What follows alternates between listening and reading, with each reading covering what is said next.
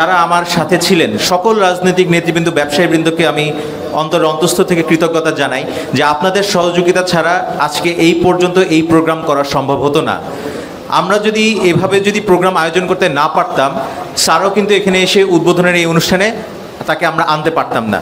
তো সুতরাং আমি পৌরসভার যারা আমার এই কাজে সহযোগিতা করেছেন, সাবেক মেয়র সহ যারা সম্মানিত নেতৃবৃন্দ, সবাইকে সহযোগিতার জন্য আন্তরিকভাবে ধন্যবাদ জানাই।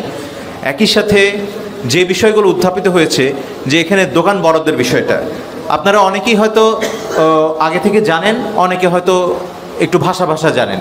যে বিষয়টা হলো যে 5 বছর যে আমাদের দোকানটা মার্কেটটা চালু হয়নি, এর জন্য আমরা যারা দোকান বরাদ্দ পেয়েছে বা আমরা শেরপুরবাসী আমরাই কিন্তু ক্ষতিগ্রস্ত। আজকে আসলে আপনাদের জন্য অত্যন্ত একটু আনন্দের দিন। এত সুন্দর একটা মার্কেট উদ্বোধন হলো এবং জেলা প্রশাসক হিসেবে আমার জন্য একজন আনন্দের দিন, এবং আমার যিনি সহকর্মী এখানে প্রশাসক হিসেবে আছেন, সে যেহেতু এইটি কার্যক্রম শুরু করে দেওয়ার সুযোগ পেয়েছে, তার জন্য এটি অত্যন্ত আনন্দের দিন। আসলে আমি যখন এখানে ঢুকছিলাম তখন এত সুন্দর একটা স্থাপনা দেখে আমার খুব ভালো লাগছিল। আমরা যখন বিদেশে যাই তখন সুপার মার্কেট বা কিচেন মার্কেট এই ধরনের স্ট্রাকচারেরই হয়।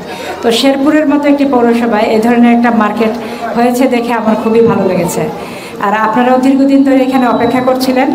আসলে আমাদের দেশের ল্যান্ড হচ্ছে সবচাইতে বেশি মূল্যবান। আমাদের জমির সীমাবদ্ধতা আছে, জমির পরিমাণ বাড়ে না। সেই ক্ষেত্রে যদি হরাইজন্টাল এক্সপানশনে অনেক মার্কেট বসে, সেটা আসলে সরকারের জন্য ক্ষতিকর, যে অনেক জায়গা লাগে। যে বিভিন্ন বাজারে যখন আমরা হাট বাজারে দেখি সবজির দোকান, তারপর মাছের দোকান, তারপর আবার আপনি অন্যান্য যে মণিহারি সামগ্রী কিনেন, তারপর কাপড় চোপড় কিনেন, যেই সমস্যাটা হয় অনেক জায়গা লাগে। তারপর আবার বৃষ্টির দিনে সেই সব মার্কেটে গেলে হাঁটা চলা সমস্যা, আবার কাঁচা বাজার যারা বসে তাদের জন্য সমস্যা, শেড লাগে।